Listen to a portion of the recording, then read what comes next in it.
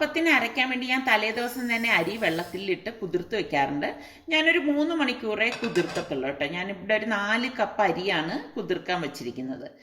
3 മണിക്കൂറിന് ശേഷം ഇതിപ്പോൾ രാത്രി ആയിട്ടുണ്ട്. ഞാൻ മിക്സിയുടെ ജാറിലേക്ക് അരി ഇട്ടിട്ട് അരിക്ക് മീതെ വെള്ളം നിൽക്കത്തക്ക രീതിയിൽ ഇത്ര എടുക്കത്തുള്ളൂ.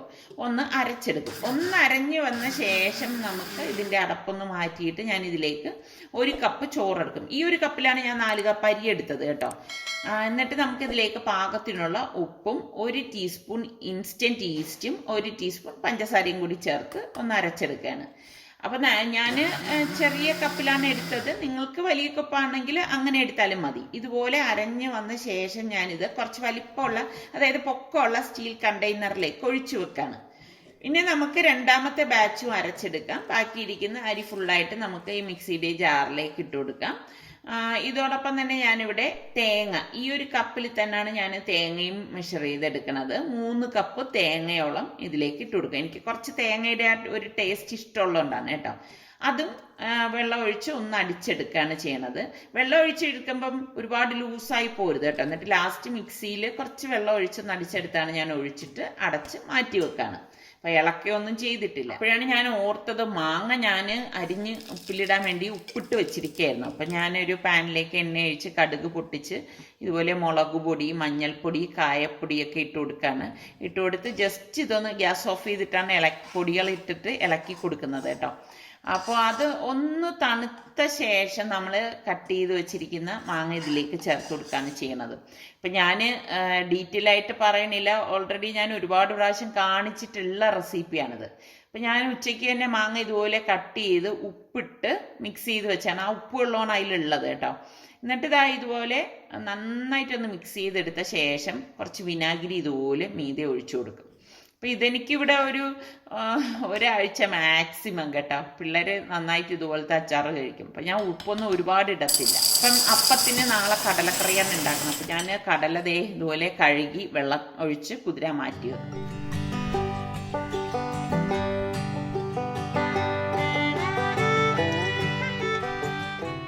നമ്മുടെ പ്രഭാതമൊക്കെ കണ്ടു വന്ന ശേഷം ഞാൻ നോക്കുമ്പോഴേക്കും റോസയിൽ ഇങ്ങനെ ഈ പൂ നിൽക്കുന്ന ഭാവം എല്ലാവരും എൻ്റെ അടുത്ത് പറഞ്ഞു ഇങ്ങനെ ഒന്ന് കട്ട് ചെയ്ത് വിട്ടു കൊടുക്കാനായിട്ട്. അപ്പം ഞാൻ ആ പൂവൊന്ന് വാടിയപ്പോഴേക്ക് ഞാൻ ഈ അതിൻ്റെ തുമ്പെല്ലാം കട്ട് ചെയ്ത് വിടാണ്. കട്ട് ചെയ്ത് വിട്ടാൽ നന്നായിട്ട് വളരും എന്നൊക്കെയാണ് പറയണത്. ശരിയാണോ? ആണെങ്കിലൊന്ന് പറയണം കേട്ടോ. എന്നാൽ കഴിയുന്ന വിധത്തിലൊക്കെ ഞാൻ അതൊന്ന് കട്ട് ചെയ്ത് വിട്ടിട്ടുണ്ട്. എനിക്ക് തുളസി ഭയങ്കര ഇഷ്ടമാണ് കേട്ടോ. അപ്പോൾ ഇതാ നമ്മളുടെ കടലയൊക്കെ കുതിർന്ന് വന്നിട്ടുണ്ട് കേട്ടോ. ഇന്നലെ നമ്മൾ വെള്ളം ഒഴിച്ച് വെച്ചതല്ലേ. അപ്പോൾ നന്നായിട്ടൊന്ന് കഴുകിയിട്ടാണ് ഞാനിപ്പോൾ പ്രഷർ കുക്കറിലേക്ക് ഇടുന്നത്. എന്നിട്ട് കടല നികക്കെയുള്ള വെള്ളം ഒഴിച്ച് 1/2 ടീസ്പൂണോളം മഞ്ഞൾപ്പൊടിയും പാകത്തിനുള്ള ഉപ്പും കൂടി ഇട്ടിട്ട് കുക്കർ മൂടിയിട്ട് ഒരു 5-6 വിസിൽ വരെ ഇതൊന്ന് വേവിച്ചെടുക്കുക. അപ്പോഴാണ് ഞാൻ ഓർത്തത് എൻ്റെ കയ്യിൽ ഗരം മസാല പൊടി തീർന്നത്. അപ്പം ഞാൻ ഇവിടെ ഇതുപോലെ മിക്സ് ആയിട്ടുള്ള ഗരം മസാലയുടെ പാക്കറ്റ് വാങ്ങിച്ചു വെച്ചിട്ടുണ്ടായിരുന്നു. അതിൽ പെരിഞ്ജീരകം ഞാൻ സെപ്പറേറ്റ് ചെയ്തത് ഇതുപോലെ എടുക്കും കേട്ടോ. എടുത്ത ശേഷമാണ് പിന്നെ ഞാൻ മറ്റൊരു ബൗളിലേക്ക് ബാക്കിയുള്ളതൊക്കെ തട്ടി ഇടുന്നത്. അപ്പം നമ്മൾ ഈ പാക്കറ്റിൽ വാങ്ങിക്കുമ്പോൾ ഇങ്ങനെയാണ് കേട്ടോ. നമുക്ക് ആവശ്യമുള്ളതും ആവശ്യമില്ലാത്തതും ഒക്കെ ഇതിൽ കാണും. ഇത് കണ്ടോ, ഇത് വിറക് കഷ്ണമാതിരി തീ കത്തിക്കാൻ പറ്റിയ പാകത്തിനാണ് ഇരിക്കുന്നത്. അപ്പം അതൊക്കെ ഞാൻ മാറ്റിയിട്ട് നമുക്ക് ആവശ്യമുള്ള ഐറ്റംസ് മാത്രമേ ഞാനിപ്പോൾ ഇതിലേക്ക് ഇടത്തുള്ളൂ. ഇതിൻ്റെ അകത്ത് ഒരുപാട് അനാവശ്യമായിട്ടുള്ള ഐറ്റംസ് ഒക്കെ ഇട്ടിട്ടുണ്ട്. അപ്പം അതെല്ലാം ചേർത്തിട്ട് നമ്മൾ ഗരം മസാല ഉണ്ടാക്കിയെടുക്കുകയാണെങ്കിൽ വല്ലാത്തൊരു എന്ത് പറയാ മസാല കുത്തും കവർപ്പും ഒക്കെ ഉണ്ടാവും. അപ്പം അതത്ര നല്ലതല്ല. അപ്പം ഞാൻ അതിലുള്ള കുറേ ഇങ്ങനെ ഗ്രാമ്പു ഒരുപാട് ഇട്ടിട്ടുണ്ട്. ഗ്രാമ്പു, പിന്നെ ഈ ജാതിപത്രിയുടെ കുരു, അതെല്ലാം എടുത്ത് മാറ്റാണ്. എന്നിട്ട് ഞാൻ നമ്മളുടെ വീട്ടിലുള്ള ചെറിയ പട്ട എന്ന് പറഞ്ഞാൽ ഇതാണ്, അല്ലാതെ ഇതല്ല. ഇത് വിറക് കഷ്ണമാണ് കേട്ടോ. അത് നമ്മൾ എടുക്കരുത്. അപ്പം ഞാൻ നമ്മളുടെ പട്ട ഉണ്ടല്ലോ ഞാൻ വാങ്ങിച്ചു വെച്ചിരിക്കുന്നത്. എപ്പോഴും നമ്മൾ പട്ട വാങ്ങിക്കുമ്പോൾ ശ്രദ്ധിക്കണം, ക്വാളിറ്റി ഉള്ളത് തന്നെ വാങ്ങണം കേട്ടോ. അതൊരു 2-3 പീസും, ഇതുപോലെ 1 ടേബിൾ സ്പൂണോളം ഉലുവ ഇട്ട് കൊടുക്കണ്ട. പിന്നെ ജാതിപത്രി ഒരു 2 എണ്ണം ഇതുപോലെ ഇട്ട് കൊടുക്കും. ഇങ്ങനെയാണ് ഞാൻ ഗരം മസാല ഉണ്ടാക്കണത് കേട്ടോ. നമ്മുടെ മസാല കൂട്ടുകൂടി ചേർത്തിട്ടാണ് ഒരു 10-15 ഏലക്കയും കൂടി ഇട്ടിട്ടുണ്ട്. അപ്പോൾ ഇരുമ്പ് ചട്ടി ചൂടാവുമ്പോഴേക്ക് ഞാനിത് നമ്മളുടെ പെരിഞ്ജീരകവും ഈ മസാല ഞാൻ എടുത്തു വെച്ചിരിക്കുന്ന എല്ലാ മസാലക്കൂട്ടും കൂടി ഇട്ടിട്ട് ചെറു ചൂടിൽ നമ്മളിത് റോസ്റ്റ് ചെയ്തെടുക്കും. തീ കൂട്ടി വയ്ക്കരുത്. അതൊരു കറക്റ്റ് പരുവത്തിനായാലേ ഗരം മസാല നന്നായിട്ട് വരത്തുള്ളൂ. അപ്പോൾ ദാ ഇതിനിടയിൽ നമ്മുടെ കടലയും വേകുന്നുണ്ട്. ഞാൻ ഗരം മസാല ഇങ്ങനെ ഫ്ലെയിം കുറച്ച് വെച്ചിട്ട് കുറച്ച് നേരം എടുക്കും കേട്ടോ, നമ്മളിത് റോസ്റ്റാക്കി എടുക്കാനായിട്ട്. പിന്നെ റോസ്റ്റായി കഴിഞ്ഞ് കഴിഞ്ഞാൽ പിന്നെ ഒന്ന് തണുക്കാൻ വെക്കണം. തണുത്ത ശേഷം മാത്രമേ നമ്മളിത് പൊടിച്ചെടുക്കാവൂ കേട്ടോ. അല്ലെങ്കിൽ എന്തെന്ന് വെച്ചാൽ നമ്മൾ ഈ ചട്ടിയിൽ തന്നെ വെച്ചിരുന്നാൽ കരിഞ്ഞു പോകാൻ സാധ്യതയുണ്ട്. ഇത് ഇരുമ്പ് ചട്ടിയല്ലേ, ഇത് ന്യൂട്രിയോണിൻ്റെ കാസ്റ്റ് അയൺ കടായിയാണ് കേട്ടോ. അപ്പോൾ ഇതിൻ്റെ ലിങ്ക് വേണമെങ്കിൽ ഞാൻ പിൻ ചെയ്തിട്ടേക്കാം, താല്പര്യമുള്ളവർക്ക് വാങ്ങിക്കാമല്ലോ. ഇതുപോലെ പ്ലേറ്റിൽ ഒന്ന് ലെവൽ ചെയ്ത് കൊടുക്കണം കേട്ടോ. അപ്പോൾ ലെവൽ ചെയ്ത് വയ്ക്കുമ്പോഴേക്ക് പെട്ടെന്ന് തന്നെ അത് തണുത്ത് കിട്ടും. അപ്പം ഈ സമയം ഞാൻ സ്റ്റീം പോയ ശേഷം കുക്കർ തുറന്നു. കടലയൊക്കെ പാകത്തിന് വെന്ത് വന്നിട്ടുണ്ട് കേട്ടോ. എനിക്കെപ്പോഴും വെള്ളക്കടലേക്കാളും ഇഷ്ടം കറുത്ത കടലയാണ്. നിങ്ങൾക്കൊക്കെ വെള്ളക്കടലയാണോ ഇഷ്ടം, കറുത്ത കടലയാണോ ഇഷ്ടം, അത് പറയും. അപ്പോൾ നമ്മൾ ഇത് തണുത്ത ശേഷം ഒന്ന് പൊടിച്ചെടുക്കണം. ഒരു 2-3 ബാച്ചായിട്ട് നമുക്കിതിനെ ഒന്ന് പൊടിച്ചെടുക്കാം കേട്ടോ.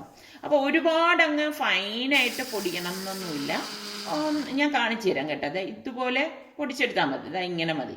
പിന്നെ ഗരം മസാല പൊടിച്ചെടുക്കുമ്പോൾ നമ്മൾ അരിച്ചെടുക്കുകയൊന്നും ചെയ്യരുത് കേട്ടോ, കാരണം അതിൻ്റെ ഗുണമൊക്കെ നഷ്ടപ്പെടും നമ്മൾ അരിച്ചെടുത്തു കഴിഞ്ഞാൽ. അപ്പോൾ അടുത്ത ബാച്ചും ഞാനിതാ ഇതുപോലെ ഇട്ടിട്ട് തന്നെ പൊടിച്ചെടുക്കുകയാണ്. അപ്പം ഞാൻ ഒരുപാട് അങ്ങ് ഉണ്ടാക്കി വെക്കത്തില്ല, കുറച്ച് ദിവസത്തേക്കുള്ളതേ ഞാൻ ഇതുപോലെ ഗരം മസാലയൊക്കെ ഉണ്ടാക്കി വെക്കാറുള്ളൂ. കാരണം ഒരുപാട് നാളിൽ നമ്മൾ ഗരം മസാലയൊക്കെ ഉണ്ടാക്കി വെച്ച് കഴിഞ്ഞാൽ അതിൻ്റെ മണവും ഗുണവും ഒക്കെ നഷ്ടപ്പെടും. അപ്പം ഇതുപോലെ ഞാൻ എല്ലാം പൊടിച്ചെടുത്ത ശേഷം ഒന്ന് ലെവൽ ചെയ്ത് കൊടുക്കുകയാണ്. കാരണം ആ ചൂട് മിക്സിയിൽ അടിച്ചെടുത്ത ആ ഒരു ചൂടുണ്ടല്ലോ, അത് പോയ ശേഷമാണ് നമ്മളിത് കണ്ടെയ്നറിലേക്ക് മാറ്റുന്നത്. അപ്പം എനിക്ക് വാഴയിലയുടെ ആവശ്യം ഉണ്ടായിരുന്നു. അപ്പം തുമ്പല നോക്കി ഞാൻ വന്നതാണ്. ഞാൻ ഈ ചെറിയ വാഴയുടെ ഇതാണ് കട്ട് ചെയ്തെടുക്കണത്. പിന്നെ സർക്കേൻ്റെ വഴക്കുറയോ അറിഞ്ഞൂടെ, കാരണം ചെറിയ വാഴയൊക്കെ ഞാൻ ഇതുപോലെ തുമ്പ് കട്ട് ചെയ്ത് ഞാൻ ഇവിടെ നിന്ന് പോകാറുണ്ട്. അപ്പം നമ്മളുടെ റിസ്വാനാണ് ഇന്ന് എനിക്ക് തേങ്ങ പൊതിച്ച് തരുന്നത്. കാരണം ഇനി എനിക്ക് കടലക്കറിയുടെ തേങ്ങ മാത്രമേ ഉള്ളൂ വീട്ടിൽ. അപ്പോൾ എനിക്ക് തോന്നുന്നു റിസ്വാനാണ് സുൽത്താനെക്കാളും നന്നായിട്ട് തേങ്ങ പൊതിക്കുന്നത് കേട്ടോ. സുൽത്താൻ ഇച്ചിരി മടിയനാണ് തേങ്ങ പൊതിക്കുന്ന കാര്യത്തിലൊക്കെ. അപ്പോൾ റിസ്വാൻ്റെ അടുത്ത് ഞാൻ പറഞ്ഞു, ഒരു 4 തേങ്ങ പൊതിച്ചതാ മോനെ എന്ന് പറഞ്ഞപ്പോഴേക്ക് അവനിങ്ങനെ പൊതിച്ച് തരാണ്. അപ്പോൾ തേങ്ങയൊക്കെ പൊതിച്ച് ക്ലീനാക്കി കൊണ്ടുവന്നിട്ടുണ്ട്.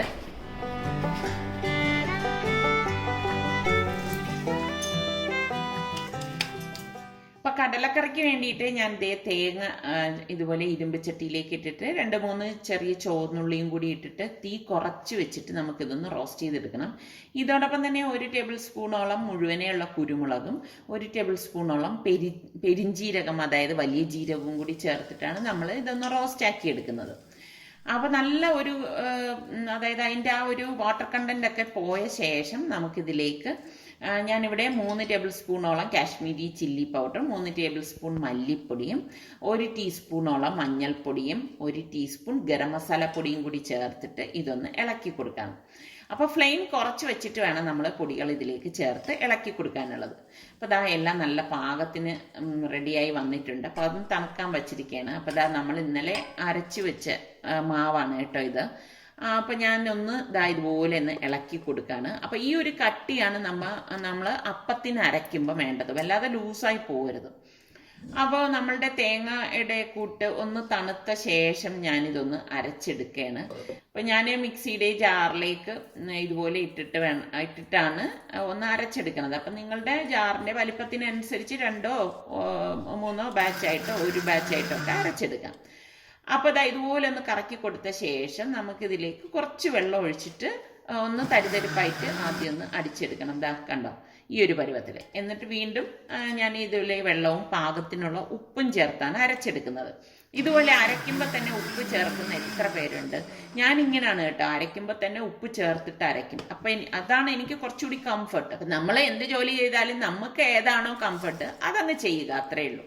അപ്പോൾ പാനിലേക്ക് വെളിച്ചെണ്ണ ഒഴിച്ചിട്ട് കടുക്, വറ്റൽമുളക്, കറിവേപ്പില ഇത്ര ഇട്ട ശേഷം നമ്മൾ ഈ അരച്ചു വെച്ചിരിക്കുന്ന അരപ്പുണ്ടല്ലോ, അരപ്പ് ഇതിലേക്ക് ഇട്ടിട്ട് നന്നായിട്ടൊന്ന് ഇളക്കി കൊടുക്കും. അപ്പോൾ ഈ സമയത്ത് നമ്മൾ അരച്ചെടുക്കുമ്പോൾ ഇതുപോലെ കട്ടിക്കാണ് അരച്ചെടുക്കുന്നത്. അതിനുശേഷം ഞാൻ കടല വെള്ളത്തോടുകൂടി തന്നെ ഇതിലേക്ക് ഒഴിച്ചു കൊടുക്കുകയാണ്. പിന്നെ നമുക്ക് ആവശ്യമുള്ള വെള്ളം ഇതിലേക്ക് ചേർത്ത് ഇതിനെ ഒന്ന് ലൂസാക്കി എടുക്കാം കേട്ടോ. നമുക്ക് തിക്നെസ് ഇത് മതിയെങ്കിൽ അങ്ങനെ എടുത്താലും മതി. എന്നിട്ട് മൂടി വെച്ചിട്ട് നമുക്ക് ആ കടലയും വെള്ളവുമായിട്ടൊന്ന് യോജിക്കണമല്ലോ. കടലയും ആ ഒരു മസാല മസാലക്കറിയുമായിട്ടൊന്ന് യോജിക്കാൻ വേണ്ടിയിട്ട് ഒന്ന് തിളപ്പിക്കാൻ വെക്കുകയാണ്. അപ്പോൾ അപ്പച്ചട്ടിയിൽ ഞാൻ നല്ലെണ്ണ തേച്ച ശേഷം മാവ് കോരി ഒഴിച്ച് ചുറ്റിച്ചെടുക്കുകയാണ്. ഇതെൻ്റെ ന്യൂട്രിയോൻ്റെ തന്നെ അപ്പച്ചട്ടിയാണ് കേട്ടോ. എനിക്ക് ഭയങ്കര ഇഷ്ടപ്പെട്ട ഒന്നാണ്, കാരണം പെട്ടെന്ന് ഇളകി വരുന്നുണ്ട് കേട്ടോ. കാസ്റ്റൈൻ അപ്പച്ചട്ടിയാണ്. അപ്പോൾ അതുകൊണ്ട് തന്നെ ചൂട് നല്ലതുപോലെ നിൽക്കും. അപ്പോൾ കാതിൽ നമ്മളിതുപോലെ ഒരു 2 പിടി തുണിയോ എന്തെങ്കിലും കൊണ്ട് പിടിച്ചിട്ട് വേണം ചുറ്റിക്കാനുള്ളത്. കണ്ടോ, എളുപ്പം ഇളകി കിട്ടുന്നുണ്ട്. അപ്പോൾ അതിൻ്റെയും ലിങ്ക് ഞാൻ പിൻ ചെയ്തിട്ടേക്കാം കേട്ടോ. അപ്പോൾ ഓരോ പ്രാവശ്യം പക്ഷേ നമ്മൾ അപ്പം ചുടുമ്പോഴും ഇതുപോലെ നല്ലെണ്ണ തടവിയിട്ട് വേണം മാവ് കോരി ഒഴിക്കാൻ. അതിന് ഏത് കാസ്റ്റ് അയൺ പാൻ ആയാലും നിങ്ങൾ ശ്രദ്ധിക്കേണ്ട കാര്യമാണ്, നമ്മൾ ഇതുപോലെ എണ്ണ തടവിയിട്ട് തന്നെ യൂസ് ചെയ്യണം. അത് പ്രീ സീസൺഡ് ആണെങ്കിലും അങ്ങനെ ഉപയോഗിക്കാവൂ. എങ്കിൽ മാത്രമേ അത് നമുക്ക് നല്ല ഈസി ആയിട്ട് അതിൽ നിന്നൊക്കെ വിട്ട് കിട്ടത്തുള്ളൂ. അപ്പോൾ അതാ ഇതുപോലെ ചുറ്റിച്ച് മൂടി വെച്ച ശേഷം അതാ അപ്പം ഇവിടെ റെഡി ആയിട്ടുണ്ട്. അപ്പം എനിക്കിപ്പോൾ ഈ ഒരു കടായി മാത്രമേ ഉള്ളൂ കേട്ടോ, ന്യൂട്രിയൻ്റെ അപ്പച്ചട്ടി. ഞാൻ ഒന്നും കൂടി വാങ്ങിക്കാനായിട്ടിരിക്കുകയാണ്, കാരണം ഒരേ സമയം 2 എണ്ണം ചുട്ടെടുക്കാൻ വേണ്ടിയിട്ട്. അപ്പോൾ ഇത് പ്രീ സീസൺ ആയത് കൊണ്ട് തന്നെ നമുക്ക് ഉപയോഗിക്കാൻ നല്ല എളുപ്പമാണ്, കാരണം പഴക്കമൊന്നും വേണ്ടല്ലോ, സീസണിങ് കഴിഞ്ഞ് വരുന്നതാണ്. കണ്ടോ, ഒരു ചട്ടി വെച്ചിട്ടാണ് ഞാനിങ്ങനെ നമുക്ക് എല്ലാവർക്കും ഉള്ളത് ചുറ്റിച്ചെടുക്കുന്നത്. എനിക്കിപ്പോൾ നോൺ സ്റ്റിക്കിൽ അങ്ങനെ വലിയൊരു താല്പര്യം ഇല്ല കേട്ടോ. എൻ്റെ മൂഡുകൾ ഇങ്ങനെയാണ്, മാറി തിരിഞ്ഞുമൊക്കെ ഇരിക്കും. അപ്പോൾ അതാ നമ്മുടെ കടലക്കറി ഇവിടെ റെഡി ആയിട്ടുണ്ട്. അപ്പം നമ്മൾ ഇങ്ങനെയൊക്കെയുള്ള ഭക്ഷണം തയ്യാറാക്കുമ്പോൾ ചില സമയം എനിക്ക് ഇങ്ങനെയാണ്, ഒരു ട്രഡീഷണൽ രീതിയിലൊക്കെ അത് വിളമ്പണ്ടേ. അതുകൊണ്ടാണ് ഞാൻ എൻ്റെ ഒരു കുഞ്ഞു മൺചട്ടി എടുത്ത് വെച്ചിരിക്കുന്നത്. ഇല എടുത്തത് ഇതുകൊണ്ടാണ് കേട്ടോ. സത്യം പറയാൻ ഒരു ഫോട്ടോയ്ക്ക് വേണ്ടിയിട്ടാണ്, ഒരു ലുക്കൊക്കെ വേണ്ടേ. ഇഷ്ടപ്പെട്ടാൽ ഒന്ന് ലൈക്ക് ചെയ്തേക്കണേ. അപ്പോൾ നമ്മുടെ അപ്പവും കടലക്കറിയും റെഡി ആയിട്ടുണ്ട്. അപ്പോൾ അതുകൊണ്ടാണ് ഞാൻ അവിടെ ചിരട്ടത്തവി വെച്ചത് കേട്ടോ. അപ്പോൾ മറന്നു വരുത് കേട്ടോ ലൈക്ക് ചെയ്യാൻ. നിങ്ങൾക്ക് ഇതുപോലെ അപ്പമൊക്കെ ഉണ്ടാക്കുമ്പോഴേക്ക് അതിൻ്റെ കൂടെ കഴിക്കാൻ പറ്റിയ കറി, ഇഷ്ടമുള്ള കറി ഏതാണ്? എനിക്കാണെങ്കിൽ ഇങ്ങനെ കടലക്കറി ഇഷ്ടമാണ്, ഇറച്ചിക്കറി ഇഷ്ടമാണ്, പിന്നെ ചമ്മന്തി അത്ര വലിയ ഇഷ്ടമൊന്നും എനിക്കില്ല കേട്ടോ. എനിക്കിങ്ങനെ ഇതുപോലെയുള്ള കറികൾ, മുട്ടക്കറിയേക്കാളും എനിക്ക് കൂടുതൽ ഇഷ്ടം കടലക്കറിയും അപ്പവുമാണ്. അപ്പോൾ ഇതാ പിള്ളേരൊക്കെ ഇരുന്ന് കഴിക്കുകയാണ്.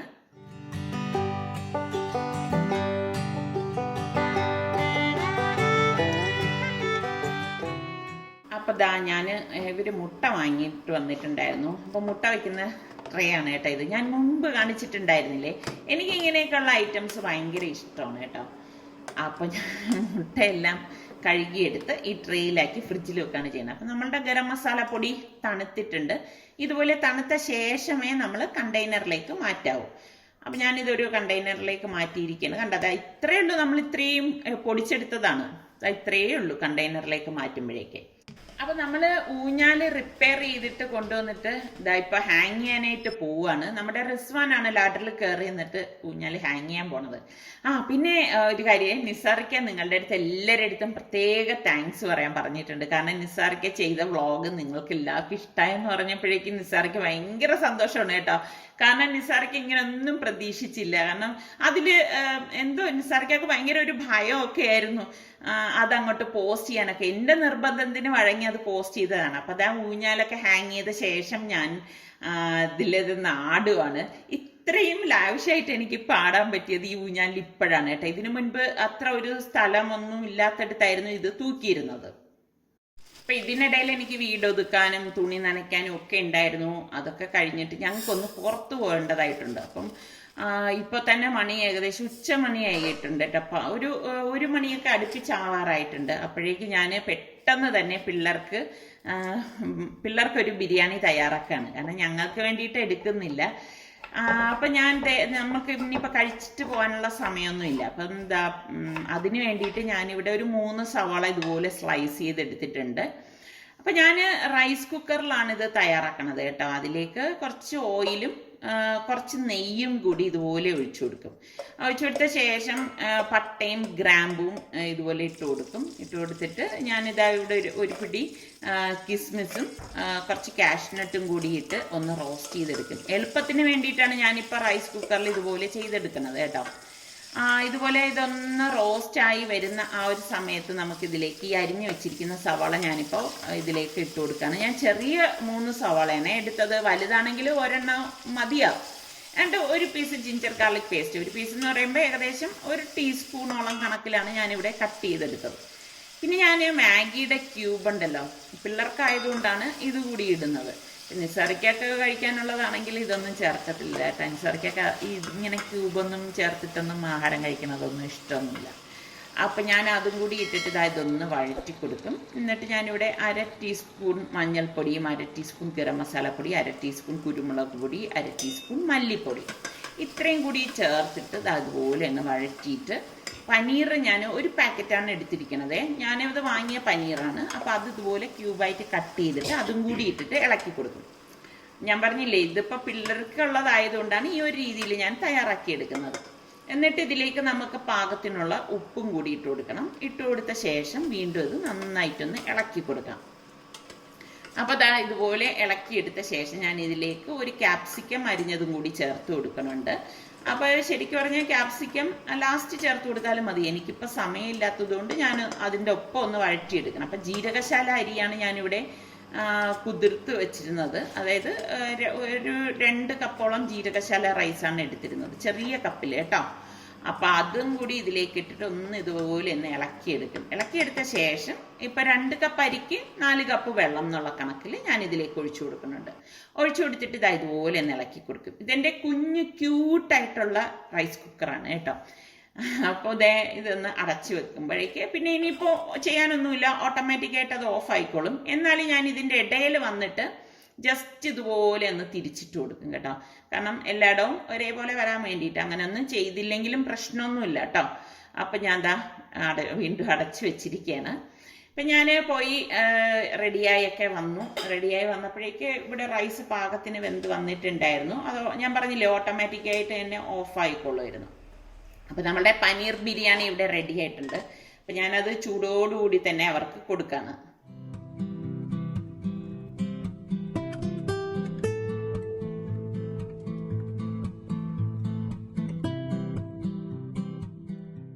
ഞാനിങ്ങനെ എവിടെയെങ്കിലുമൊക്കെ പോകുമ്പോഴേക്ക് ഇവർക്കുള്ള ഫുഡെല്ലാം തയ്യാറാക്കി എടുത്ത് വെച്ചിട്ടായിരിക്കും പോണത്. അല്ലെങ്കിൽ പിന്നെ അവർ വിശന്നിരിക്കത്തില്ലേ. അപ്പം ഇന്നലെ ഇട്ട അച്ചാറും കൂടി എടുത്തു വെച്ചു. അപ്പോൾ തൈര് ഉണ്ടായിരുന്നു. തൈര് ഇങ്ങനെ തന്നെ എടുത്തു കൊടുക്കുകയാണ് കേട്ടോ. കാരണം എനിക്കിനിപ്പോൾ കറിയൊന്നും ഉണ്ടാക്കാനുള്ള സമയമില്ല. അപ്പം ജസ്റ്റ് അവർക്ക് ഇതുപോലെ ഒന്ന് വിളമ്പി കൊടുത്ത ശേഷം ഞങ്ങൾ പോവുകയാണ്.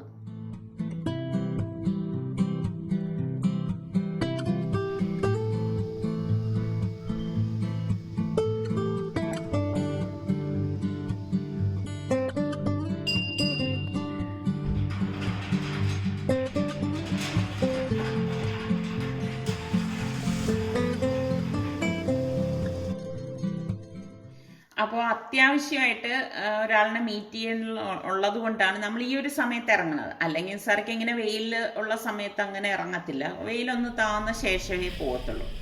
അപ്പം ഞാൻ പറഞ്ഞു, എന്തായാലും നമ്മളിന്ന് പുറത്തു പോകല്ലേ, അതൊക്കെ കഴിഞ്ഞ ശേഷം എനിക്ക് വെളിയിൽ നിന്ന് ഭക്ഷണം വാങ്ങിച്ചു തരാനായിട്ട്. എനിക്ക് മീൻ ഉള്ള ആ ഒരു ആഹാരം കഴിക്കണം എന്ന് പറഞ്ഞു.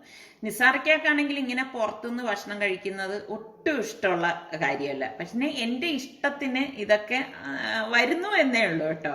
അപ്പോൾ ഞാൻ ഇത് കക്ക റോസ്റ്റും ഞണ്ട് റോസ്റ്റുമാണ് വാങ്ങിച്ചത്. അപ്പോൾ എനിക്ക് ഭയങ്കര ഇഷ്ടപ്പെട്ടു കേട്ടോ. അപ്പം നിസാർക്ക് ഇതൊന്നും കഴിച്ചിട്ടില്ല കേട്ടോ. ഞാൻ മാത്രമാണ് ഇതൊക്കെ കഴിക്കണത്. അപ്പോൾ എനിക്കപ്പോൾ തോന്നി, അയ്യോ ഇതിപ്പോൾ ക്വാണ്ടിറ്റി കൂടുതലാണെന്ന്. എന്നാലും ഈ വല്ലപ്പോഴും കിട്ടുന്ന ആഗ്രഹങ്ങളൊക്കെ ഇല്ലേ, അപ്പോൾ അത് നന്നായിട്ട് ആസ്വദിച്ച് തന്നെ കഴിക്കണം.